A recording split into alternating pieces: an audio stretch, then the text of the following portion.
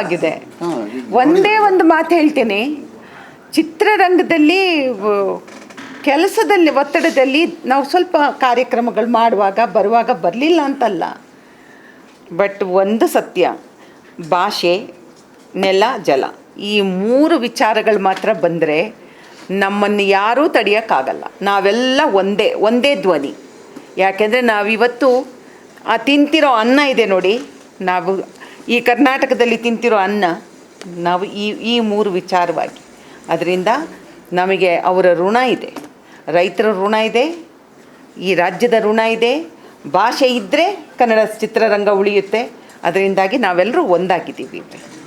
ಈ ವಿಚಾರಕ್ಕೆ ಒಂದಾಗಿದ್ದೀವಿ, ಸಾಕಷ್ಟು ಸಂದರ್ಭದಲ್ಲಿ ಸಾಬೀತಾಗಿದೆ ಕೂಡ.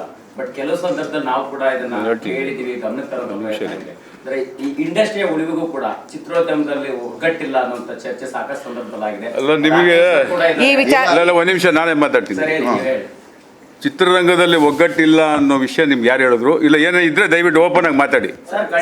ಅಲ್ಲ ಒಂದು ನಿಮಿಷ, ನನ್ನ ಪ್ರಶ್ನೆ ಮುಗಿಸ್ತೀನಿ, ಕೇಳಿಸ್ಕೊಳ್ಳಿ ಫಸ್ಟು. ಚಿತ್ರರಂಗದಲ್ಲಿ ಗೋವಿಂದವ್ರೆ ಒಂದು ನಿಮಿಷ ಗೋವಿಂದವ್ರೆ ಇರ್ಲಿ, ನಾವೆಲ್ಲ ಒಂದೇ ಕುಟುಂಬ ಇರ್ಲಿ. ಗೋವಿಂದ ಮನಸ್ಸಲ್ಲಿ ಮಾತಾಡ್ಲಿ. ಇದು ಕಾವೇರಿ ವಿಚಾರಕ್ಕೆ ಸೀಮಿತವಾಗಿರ್ಲಿ ಸರ್, ಬೇರೆ ವಿಷಯ ಆಮೇಲೆ ಮಾತಾಡೋಣ. ದಯವಿಟ್ಟು ಹೌದು, ಎಲ್ಲಾ ಕಲಾವಿದರು ಒಗ್ಗಟ್ಟಾಗಿ ಬರ್ತಾರಲ್ಲ, ಬಂದೇ ಬರಬೇಕು. ಬಟ್ ಇದನ್ನ ಇದಕ್ಕಿಂತ ದೊಡ್ಡವ್ರು ಯಾರು ಇಲ್ಲ ಇಲ್ಲಿ. ಹೌದು, ಇಂಡಸ್ಟ್ರಿ ಒಂದು ಉಳಿವಿನ ಪ್ರಶ್ನೆ ಕೂಡ ಇದೆ. ನೀವು ಆಮೇಲೆ ಹೇಳ್ತೀನಿ, ಕೇಳಿಸ್ಕೊಳ್ಳಿ. ಚಿತ್ರರಂಗದಲ್ಲಿ ಇವತ್ತಲ್ಲ, ಎಷ್ಟೋ ವರ್ಷಗಳಿಂದ ಡಾಕ್ಟರ್ ರಾಜ್ಕುಮಾರ್ ಅವರ ಹಾದಿಯಲ್ಲಿ ಈ ಒಂದು ಸಮಸ್ಯೆ ಬಂದಾಗ, ನಾಡು ನುಡಿ ಜಲ ಭಾಷೆ ವಿಷಯ ಬಂದಾಗ, ಅದು ಎಂಥ ಸಂದರ್ಭದಲ್ಲಾದರೂ ಚಿತ್ರರಂಗನ ಬಂದ್ ಮಾಡಿ ಹೋರಾಟಕ್ಕೆ ಮಾಡಿದ್ದೀವಿ. ಅದೆಲ್ಲ ನಿಮ್ಮೆಲ್ಲರಿಗೂ ಗೊತ್ತಿರೋಂಥ ವಿಷಯ ಅದು. ಹಾಗೆ ಇನ್ನೂ ಒಂದು ಹೆಜ್ಜೆ ಮುಂದಕ್ಕೆ ಇಟ್ಟು ಹೇಳ್ತೀನಿ, ನಮ್ಮ ಕರ್ನಾಟಕ ಚಲನಚಿತ್ರ ಕಲಾವಿದರ ಸಂಘದಲ್ಲಿ ಅಧ್ಯಕ್ಷರಾಗಿದ್ದಂಥ ಅಂಬರೀಷ್ ರವರು ಅಂಥ ಒಂದು ಸ್ಥಾನನ ತ್ಯಾಗ ಮಾಡಿದ್ದಾರೆ. ದಯವಿಟ್ಟು ಅರ್ಥ ಮಾಡ್ಕೊಳ್ಳಿ. ಅಂಥ ಒಂದು ಸ್ಥಾನನ ತ್ಯಾಗ ಮಾಡಿ ಸ್ಪಾಟಲ್ಲಿ ರಿಸೈನ್ ಮಾಡಿಬಿಟ್ಟು ಬಿಸಾಕ್ ಬಂದಿರೋ ಅಂಥ ಅಂಥ ಒಂದು ಸಚಿವ ಸ್ಥಾನನ ಬಿಟ್ಟು ಬಂದಂಥವ್ರು ಅವರು. ಅವ್ರನ್ನೆಲ್ಲ ನಾವು ಅವ್ರ ಮಾರ್ಗದರ್ಶನದಲ್ಲಿ ನಡೀತಾ ಇದ್ದೀವಿ. ದಯವಿಟ್ಟು ಯಾವುದೇ ಅನುಮಾನ ಬೇಡ. ಈಗ ನಮ್ಮ ಅಧ್ಯಕ್ಷರಾಗ್ಬೋದು ಸಾರಾ ಗೋವಿಂದ್ ಅವರು ಹೇಳ್ದಂಗೆ, ಈ ನಾಡು ನುಡಿ ಜಲ ಮತ್ತು ಭಾಷೆ ವಿಷಯದಲ್ಲಿ ಏನೇ ಬಂದರೂ ಕರ್ನಾಟಕ ಚಲನಚಿತ್ರ ವಾಣಿಜ್ಯ ಮಂಡಳಿ ಅಂದರೆ ಕಲಾವಿದರ ಸಂಘ ಕೂಡ ಒಂದು ನಿಮಿಷ ಮಾಡ್ತೀನಿ, ಅದನ್ನ ಹೇಳಕ್ ಬಂದೆ. ಕರ್ನಾಟಕ ಚಲನಚಿತ್ರ ವಾಣಿಜ್ಯ ಮಂಡಳಿ ಒಂದು ತೀರ್ಮಾನ ತಗೊಂಡ್ರೆ ಎಲ್ಲ ಅಂಗಸಂಘ ಸಂಸ್ಥೆಗಳೆಲ್ಲರೂ ಅದನ್ನು ಪಾಲಿಸ್ತೀವಿ.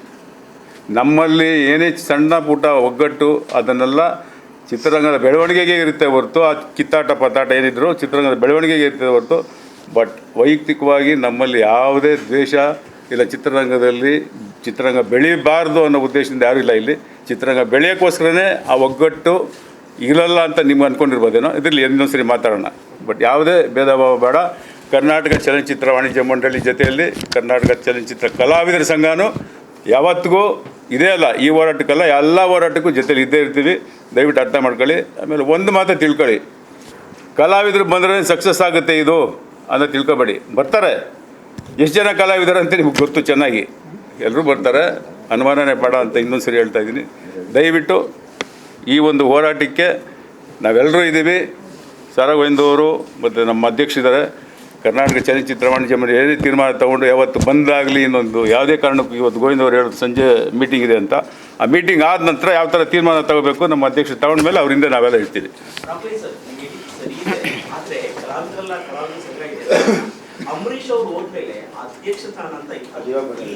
ಇಲ್ಲಿಗೆ ಸರ್ ಇದು ಪ್ರಸ್ತುತ ಅಲ್ಲ, ದಯವಿಟ್ಟು ಮಾತಾಡಿ.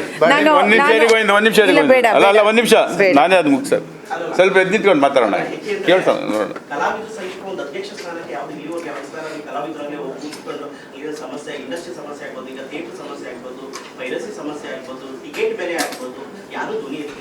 ಸೊ ನೀವು ಹೇಳಿ ಕರೆಕ್ಟ್ ಇದೆ, ನೆಲ ಭಾಷೆ ಅಂತ ಬಂದಾಗ ಎಲ್ಲರೂ ಒಗ್ಗಟ್ಟಾಗ್ತಾರೆ. ಅದರಲ್ಲೂ ಈಗ ಇಂಡಸ್ಟ್ರಿ ಒಳಿತಿಗಾಗಿ ಮಾಡಬೇಕು ಅಂತ ಕೆಲವೊಂದು ಕೆಲಸಗಳಿದೆ. ಅಂಬರೀಷ್ ಅವರ ಮೇಲೆ ಕನ್ನಡ ಚಿತ್ರರಂಗದಲ್ಲಿ ಯಾರು ನಾಯಕತ್ವ ವಹಿಸ್ಕೊಳ್ಳೋರು ಯಾರು ಇಲ್ವಾ?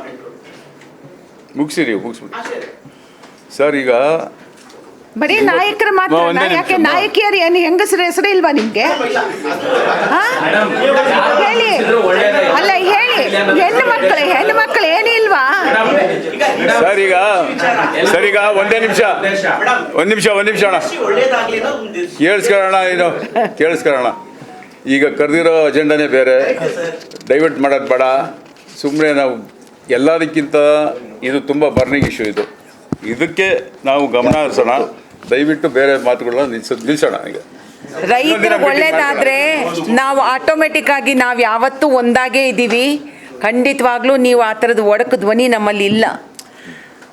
ಮೇಡಮ್ ನಿಜವಾಗ್ಲೂ ಇವತ್ತು ಆಕ್ಚುಲಿ ಆಗಿ ನೀವು ಎಲ್ಲ ಸೇರಿ ದಿಢೀರ್ ಅಂತ ಹೇಳಿ ಈ ತರ ಎಲ್ಲರೂ ಸಂಘದವರೆಲ್ಲ ಸೇರ್ಕೊಂಡ್ರಿ, ಕಡೆ ಸೇರಿದ್ರಿ, ತೀರ್ಮಾನ ತಗೊಂಡ್ರಿ. ಆಕ್ಚುಲಿ ಏನ್ ಮಾಡ್ಬೋದು ಅಂತ ಅನ್ಕೊಂಡು ಒಂದು ಡಿಸಿಷನ್ ಆಗಿದೆ ಅಂತ ಸರ್, ಈ ರಾಜ್ಯದಲ್ಲಿ ಮುಖ್ಯಮಂತ್ರಿಯವರಿದ್ದಾರೆ, ಜಲಸಂಪನ್ಮೂಲ ಮಂತ್ರಿಯವರಿದ್ದಾರೆ, ನಮ್ಮಲ್ಲಿ ರಾಜ್ಯದ ಮಾಜಿ ಮುಖ್ಯಮಂತ್ರಿಗಳಿದ್ದಾರೆ, ಎಲ್ಲರೂ ಇದ್ದಾರೆ, ಭಾಳ ವರಿಷ್ಠರಿದ್ದಾರೆ ಪಕ್ಷದಲ್ಲಿ.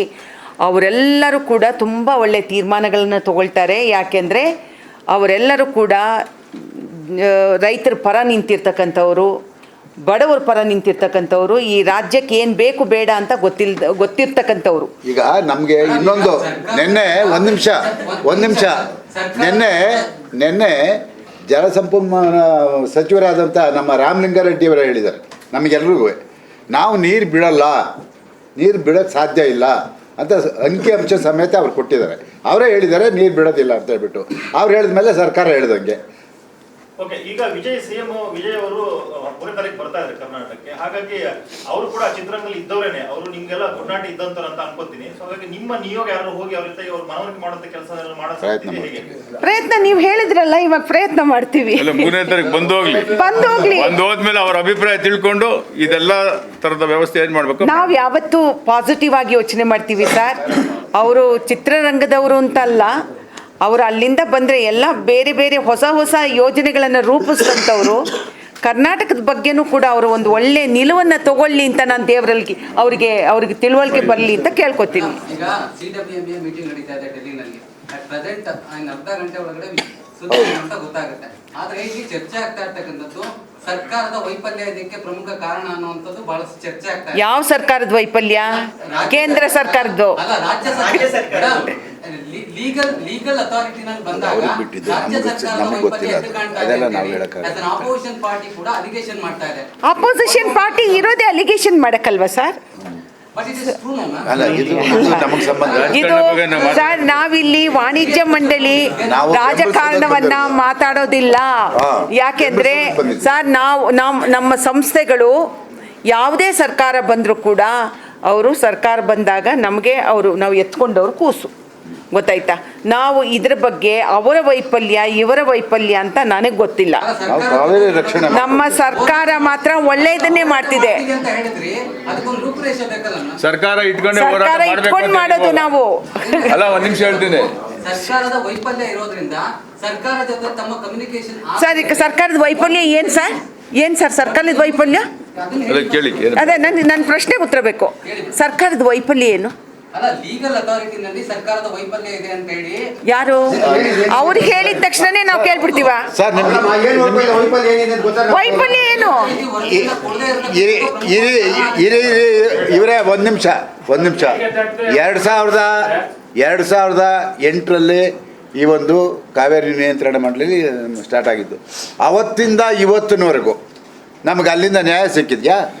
ಅಂದರೆ ಎಲ್ಲ ಬಾರಿನೂ ನಮ್ಮ ಸರ್ಕಾರದ ಅಧಿಕಾರಿಗಳು ಲಾಯರ್ಗಳು ವೈಫಲ್ಯ ಆಗಿದ್ದಾರ?